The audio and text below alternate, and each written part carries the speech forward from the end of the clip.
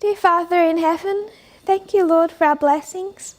Thank you for your Sabbath day and the ability we have to all come together, to worship together. Lord, it's already October. It has been a challenging year in so many ways and not yet over. I pray, Lord, that you will have mercy upon your people, that you will stabilize us in this difficult time period, that you will shine your light upon us, you will feed us. And every soul that is struggling, Lord, that they will find themselves anchored in the message, anchored in the increasing knowledge of your character that you are giving to your people. I pray, Lord, that this will comfort them and unify us. In Jesus' name I pray. Amen. So, beginning with some review, as we tend to, we still have up all the board work from last week. What this presentation and the last Sabbath was intended to be was more of a revision. We have, over the last months, been working our way up to Millerite history with very little revision. Something people are not blaming me for, but there is, without the blame, there are complaints about that. People are struggling with that. So what I wanted to do was, in these two presentations that I have without a period of break, to cover some of the questions that people have been asking. And many of these questions, as I've tried to communicate last week, are good, honest questions that need answering and clarification. So we addressed the first one of those questions, and that relates to the election, the current election, and a study that was presented really 2018 and 2019 about the last president. Not that last president study, but the parable that was drawn from that about the external and internal change of leadership in 2014. So the question asked by quite a number of people is, if Trump is not re-elected this year, what does that do to the study of the change of leadership in 2014? So before going directly into that question, what I wanted to do instead was to have a look at how our reform lines are structured and how they operate. So we began a discussion of our reform lines, particularly when it comes to what we call the fractals, those smaller portions.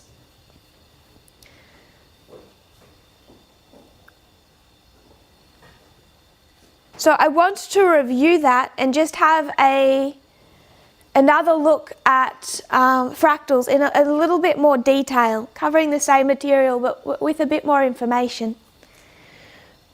We discussed last week that there are three types of fractals. We have exact self-similar fractals, quasi-self-similar fractals, and there's a third type of fractal that we're not going to discuss that relates more to statistics and complicated numbers. So I really just want to discuss those first two types. We'll make some room.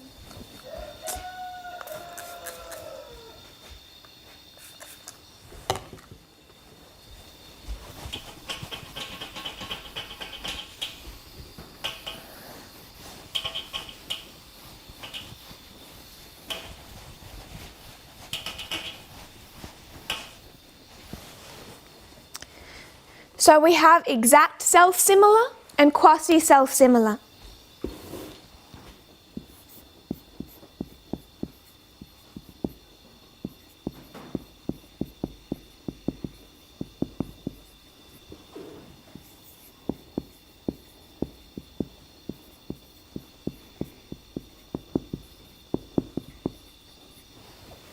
So some people may be a little bit more familiar with the study of fractals. But I want to, for me, it was very interesting to actually look at, because some of the details of it were a refresher or new to me. So just to break down those titles, what does it mean to be similar? And I want to remind everyone that this is being treated, just like last week, as a Q&A session. So I'm hoping for a very interactive chat room. I'm trying to imagine everyone's faces are here. It's much easier to present if you're in a community than looking at your own face. So I'm imagining you all in front of me, and I hope that it can be on the chat interactive. Equal, the same. Does anyone else want to give a definition of similar? Sister Lynn, qualities that are the same. Like one another. Yes, but not exactly the same. So Similar? Similar is just not exactly, I don't think, anyway. I think you're correct, and Brother Raymond is correct. I think everyone is correct if you combine everyone's answers. If you were to look up the Webster's dictionary, similar is like, it's resembling. Similar may signify exactly alike. So if you had two things, you could say that they're exactly alike. They're similar. When we say similar, we are meaning exact. But it can also signify a likeness in the principal points. We generally understand similar to denote a likeness that is not perfect. So this is what Sister Marilyn was saying. In our minds, we generally associate similar with being not a perfect comparison, but it can mean exactly alike.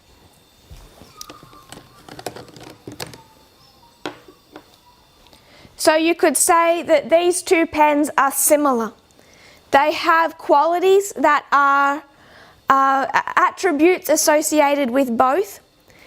As the dictionary said, they have a likeness in the principal points, but they are not exact. You could say that these two are similar, and we would be meaning that they are exact. So it means either way, either just alike in principal points or alike in the entirety. So similar can mean either things. What is, in this context, what is it similar to? Because here we have two pens. What is the similarity? What are we saying when we mean similar? From the exact point of view, the shape, the colour. So if I was to lift up this pen, I'm going to say it's similar. What do I mean? What do you have to have?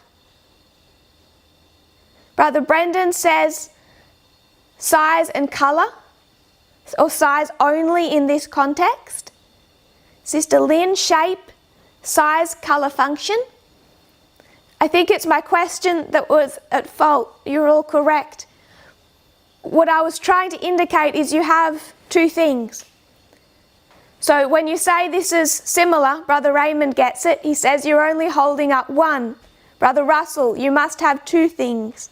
Sister Josephine, characteristics. Brother Ray, we need two. That is the point I wanted to present. You need two. So if you're going to say this is similar, what are you lacking? What you're comparing it to. So you can say this is similar to this. Or with our black pens, this in its own, if you say it's similar, you must have to have something that you're making a comparison to. So if we could answer in our chat, if we don't mind. When we're talking about fractals, just going by the definitions, what is the similarity? What are the things that are similar?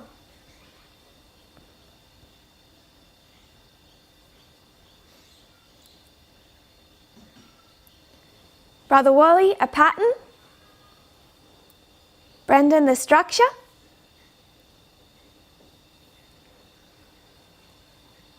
Sister Lynn, waymarks. We're not bringing it to our lines yet.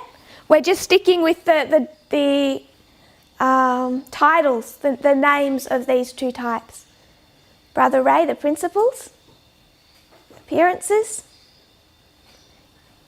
The word that the answer is in the title. What is similar? Self. Sister Lynn gets it. What is similar is parts of the self. Does that make sense?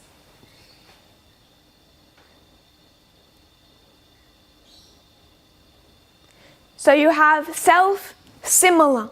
So when we look at the word similar, it can mean exact, that two things look exactly alike, or that they are alike in principal parts. Leaving that open definition to one side, what is similar is self. So you must then, with that self, what do you have to have with that self? Because if I had a hand and I said it's self-similar, it's similar to itself, then what are the two things?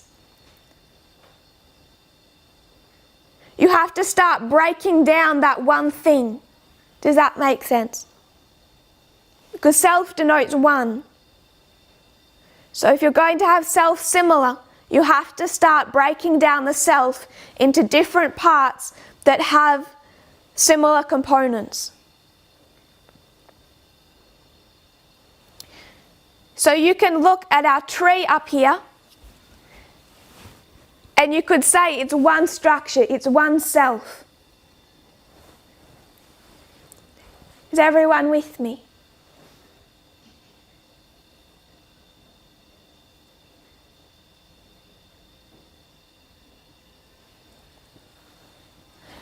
So this is one structure, it's one self. If you're going to say that it's self-similar, then with similar you must have more than one thing to be comparing. So what you're doing is you're breaking that one thing into parts and comparing those parts to each other. Brother Brendan, you're comparing it to itself. Yes. So you must then, with that itself, be breaking it down into different parts.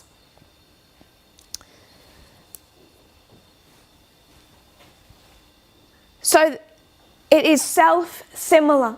The different parts of that one self are similar to one another. And then this word tells us what type of similar. Because similar is not specific. As we said before, it can be, these two pens can be exactly alike, or they can be alike in principal parts. So it needs to be more specific. Is this division of the parts exactly similar or quasi-similar? And quasi just means, it just means that other version of similar that Sister Marilyn shared with us about it being almost, or in principal components, they are the same.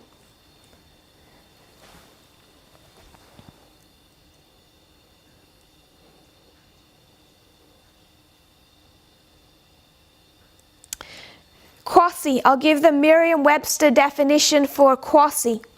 Having some resemblance, usually by possession of certain attributes. So those two words, exact or quasi, are really just telling us which type of similar that we're dealing with. It's the exact version of similar, or it's the partial version of similar. where there's principal components that are the same.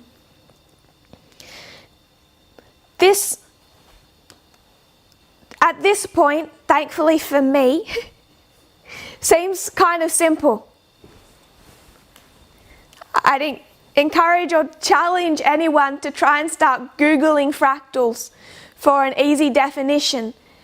It's actually quite a complex branch of mathematics, and a very recent one at that. So I'm not going to pretend to have an in-depth understanding of that field of geometry and mathematics, but it's really quite complex.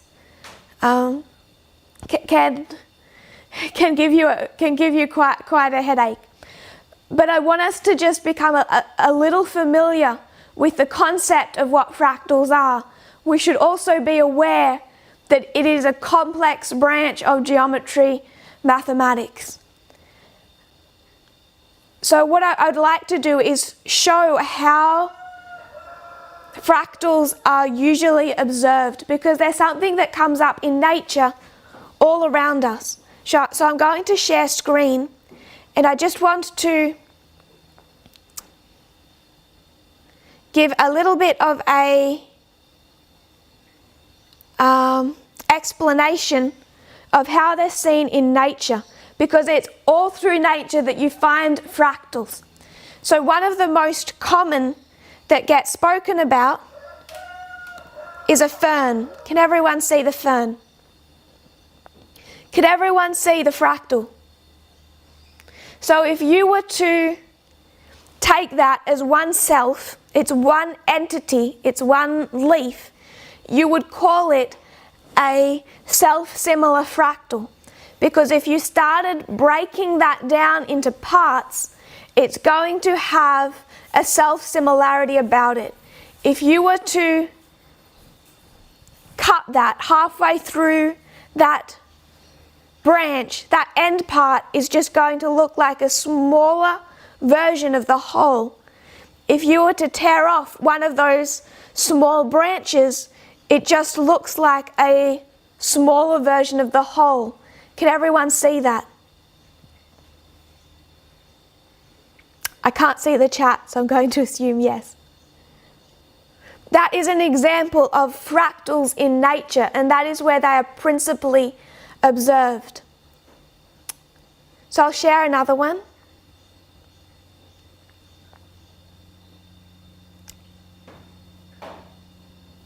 This one I really like. It's a dandelion. It's observed scientifically, mathematically, as being a fractal. You picture the head of a dandelion. If you were to take one of those spikes and separate it from the whole of the flower, what you would have is a stick with this fluffy array of branches at the top. It's self-similar to the whole. So I'll come back to the chat once we're done with this example of fractals in nature. So if you're having any questions or confusion about this, please still write that in the chat. But a dandelion, I think, is a neat idea of a fractal. And it's identified geometrically as being a fractal. So as we go through these, please consider, is this an exact self-similar fractal or a quasi-self-similar fractal? Are we dealing with exact or partial? Another common fractal, one they I think particularly like, is, I believe that's romesco broccoli. And this is spoken about quite a lot when it comes to fractals. It's a neat fractal in nature. If you were to break this part down into its individual components, you would find at different scales it resembles the whole. So I can see the chat now. Is everyone okay with that? People are seeing the fractal. You can start breaking down that head of broccoli and the individual parts, even though they're different sizes, different scales, they're self-similar to the whole. This is a neat example of broccoli. I haven't got a picture, but I think many of us can imagine it in our minds of the normal broccoli we would imagine. And you know how you have that head of broccoli, and then you tear off a floret, and that floret resembles its own head of broccoli. So this one is more self-similar than a normal head of broccoli, which is why they prefer to use this example. But you would see a more partial fractal with a common head of broccoli, one that we're more familiar with. Does that make sense? They like this one because it's more exact.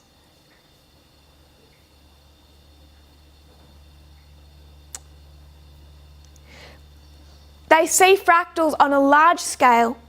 So one that they speak about also is mountaintops.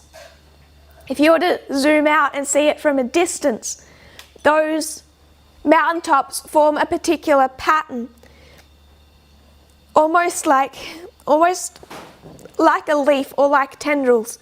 But then if you were to zoom in closer, you find that there's a lot of repeating patterns in how mountaintops are structured.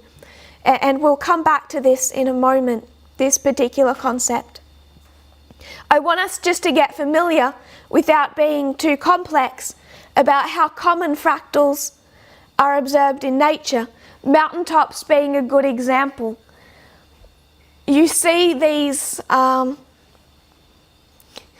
spikes, and depending on how bad you are at drawing, like myself, or how young you are, you draw these simple mountains that can look more like a cone.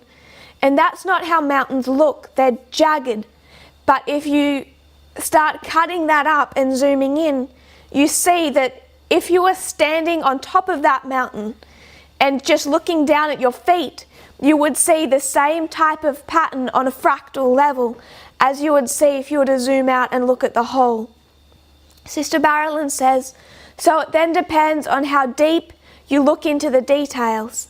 Yeah, yes, I would suggest yes. It can be at different scales. We'll look at seashells. Shells are a good example of fractal patterns. You could cut that all across here, and you would be left with what just looks like a smaller version of the whole shell. You could cut it here, and this inner part would just end up looking like a smaller version of the whole shell. It becomes this fractal at different scales.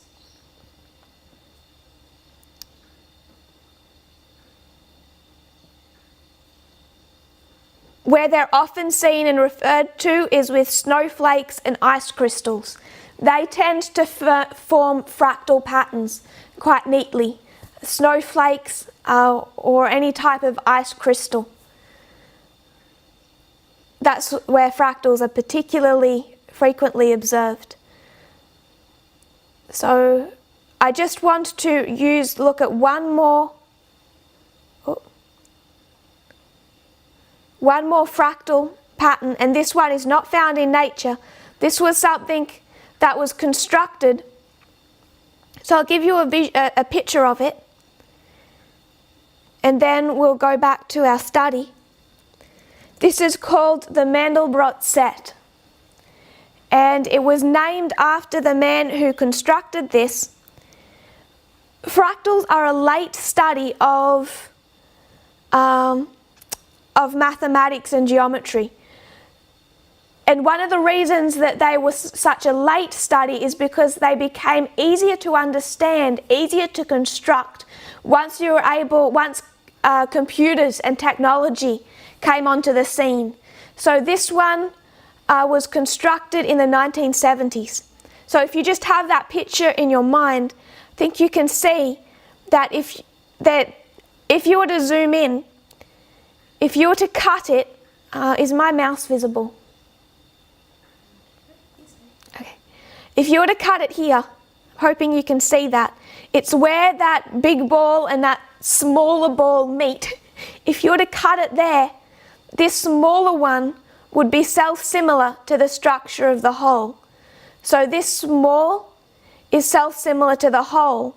If you were to cut it here, then this smallest on the far left, that structure, would be self-similar to this larger structure, self-similar to the whole. So is this fractal self-similar, exact, or quasi?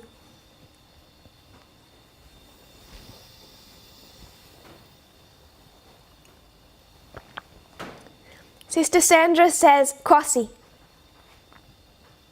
Brother Wally says quasi. Why do you say quasi? Everyone's saying quasi.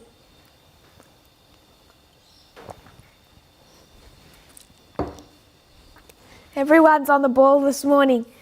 I think you're seeing that there's this little, it's almost like a heart shape. Not equal in size. When it comes to exact self-similar fractals, they don't consider the size. It's the comparison of the parts, the geometry, mathematical geometry of the parts that makes it exact, without them having to be equal in size. It comes down to equations. So while they're not equal in size, what makes them quasi is the fact that this one has this indentation. But once you deal with that, and once you start zooming in, and once they do this on a computer, they can make this zoom in infinitely. It would never end. This little dot at the end of here would just become another structure. So once you get inside this fractal, it would become exact. But the whole of it, to form that fractal, is quasi. So this is quasi. Brother Russell says the bigger one is like a heart and the smaller ones are round. Yes. So this whole structure would become a quasi-fractal at the beginning. Once you start zooming in, these ones just become exact fractals of one another. So we'll end share. Back again. This study of fractals particularly came into its own in the 1970s. It was that Mandelbrot set. It's considered one of the greatest achievements or discoveries in mathematics. I don't know why, I'm just sharing that with you. But it's considered a big deal, what they were able to do in constructing that fractal based on mathematics. And it was Mandelbrot, Mr. Mandelbrot, who created that Mandelbrot set, and he is the one that, depending on how many scandals, because he wasn't very well liked, is kind of considered the father of this study of fractals. He associated that name fractal with this study, created that term around 1975, and in 1979 he presented that Mandelbrot set. So this was a 1975 to 1979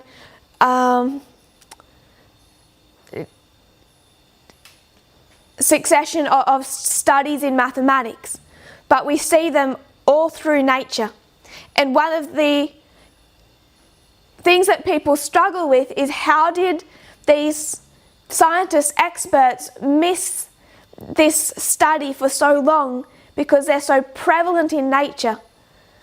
But really once the 1970s came and you had IBM computers, it really gave them the ability to study these with much more detail.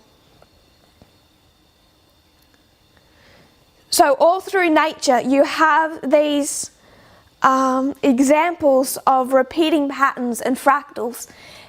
Would you say that most of these are exact, or most of these are quasi?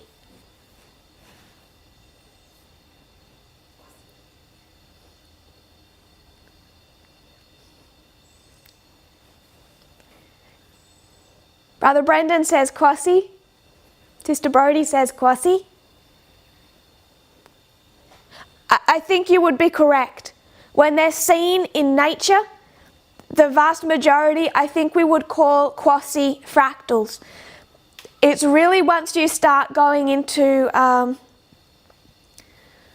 ones you would create with computers that you see a lot of exact fractals. To repeat the question, we looked through those photos of mountaintops, of ferns, of ice crystals, and the question is, those fractals that we see in nature, are they more likely to be quasi or only resembling in certain parts, or are they more likely to be exact when found in nature? That was for Brother Troy, if he wants to think about it.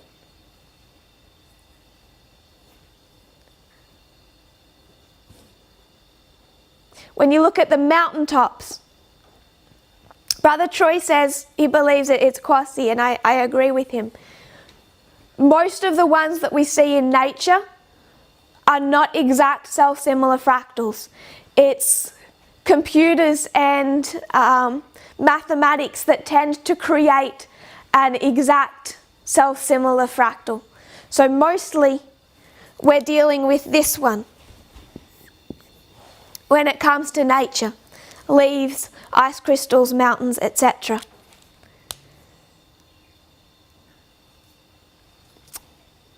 So this study of fractals, it came into being in the late 1970s. 1979 you have Mr. Mandelbrot. I'm sure he has some very scientific titles. I did have his full name down. He's a Polish-born mathematician, 𝗏𝗏 Mandelbrot. I'm sure the French will find fault with my pronunciation. He's really headed that work through the 70s and the 80s and into the 90s as well. So it's quite relatively new. And it's only shortly after then that we start the study of reform lines. 1989, that is the time of the end. The increase of knowledge for this movement begins. And it's a study of reform lines. And what do we then understand? Those reform lines chiefly being beginning and end of ancient Israel, beginning and end of modern Israel. So we're given really four.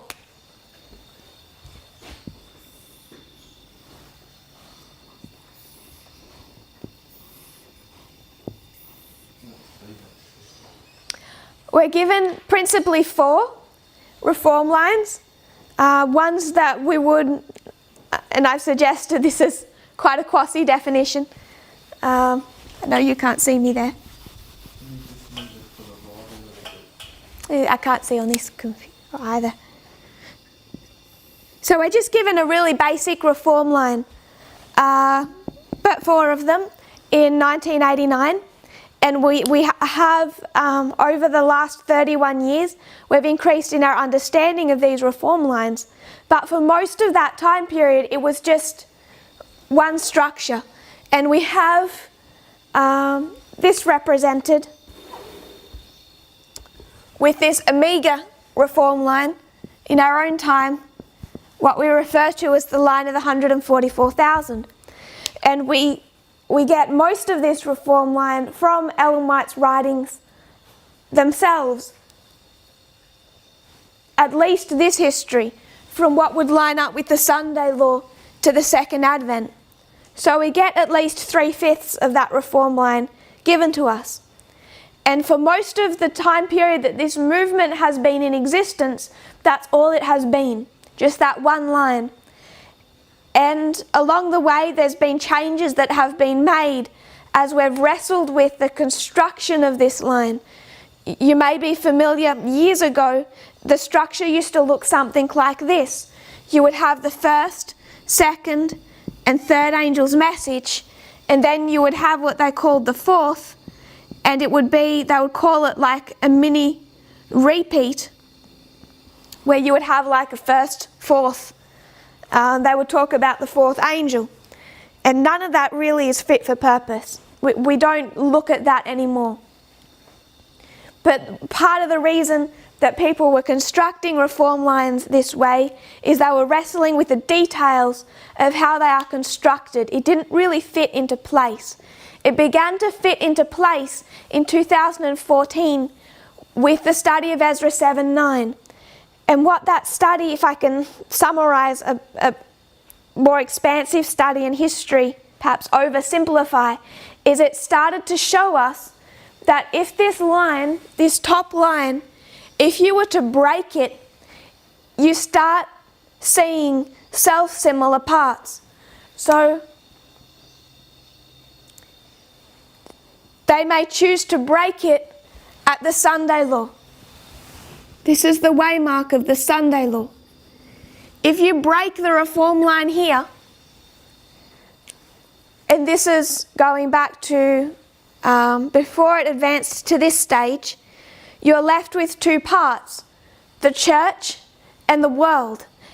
And what you start to see is you're given another reform line that's a part of the whole, a part of the one self, but now you have two out of that one self and they're self-similar. Does that make sense?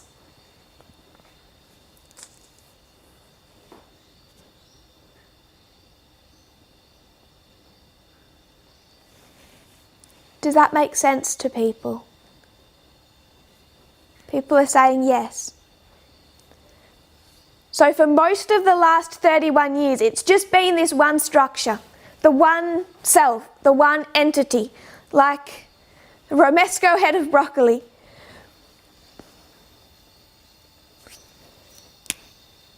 And then we saw that if you were to break it, you break something, you have two of them. So that breaking took time to be done correctly.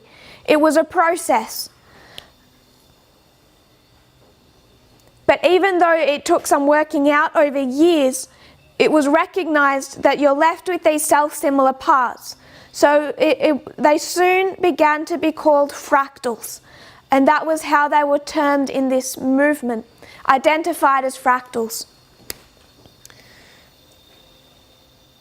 Then in that time period, the last dispensation, 2014 to 2019, we became more exact about how these fractals were structured. And we saw over that last dispensation that you don't just have two, you actually have these three. You have three different subsets that can be broken off from the one self. And when you break them off from the one self and you line them up next to each other, you see that they're self-similar. So this line of the priests is self-similar to the line of the 144,000. You have ploughing, early rain, latter rain, harvest. You have Sunday law, close of probation, second advent. But is that exact or quasi?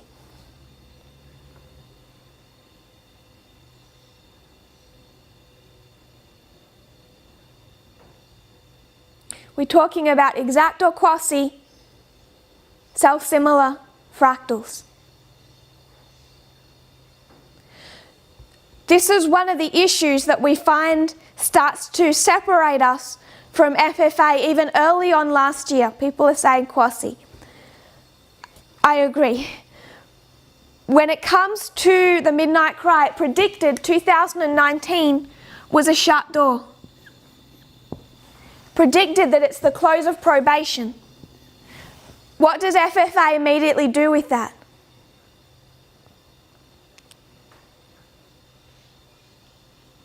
They say it's exact. So this close of probation, Michael stands up. They bring it down to here and say, Michael's going to stand up. Intercession ends for everyone associated with this reform line. So they're saying this waymark is an exact self-similar fractal of this waymark, close of probation, Daniel 12:1. And we started to say, hold on, this is the second advent.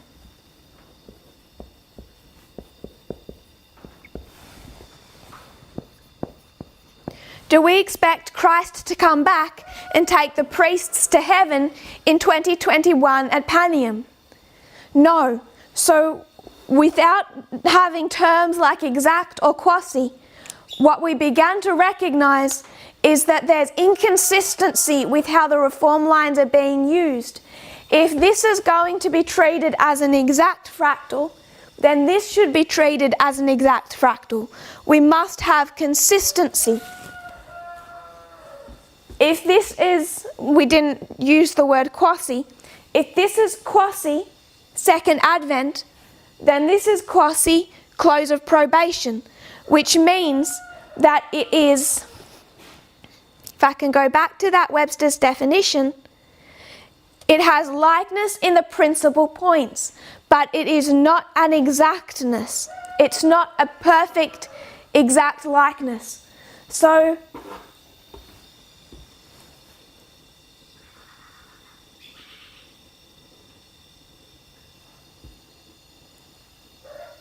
this one is not exact, it has similarities.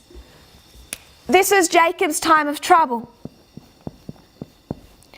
The waymark of concord is the death decree. Without going into that too much, we've already gone through that waymark. Is this waymark an exact fractal of this waymark or a quasi? We'd all recognise that it's quasi because Brother Brendan says their argument breaks down immediately because of the second advent. I agree, and that's the point we were trying to make back to them. But their unwillingness to learn and be consistent went to such an extent that they refused to let go of their idea of the exact nature of the close of probation for the priests. And at least as of July, they still believed that that was an exact fractal. It's a breakdown in methodology. So we have been through the death decree for the priests. Have any of us experienced a death decree in our own countries? No, I think I can answer that one. I don't think anyone is going to say yes to that. We haven't been through an exact fractal experience of the death decree, but it has had similarities. The unity of people who oppose this movement, putting aside their differences and attacking, has taken place. There are so many similarities between what we would expect to see at the death decree and what we have experienced now.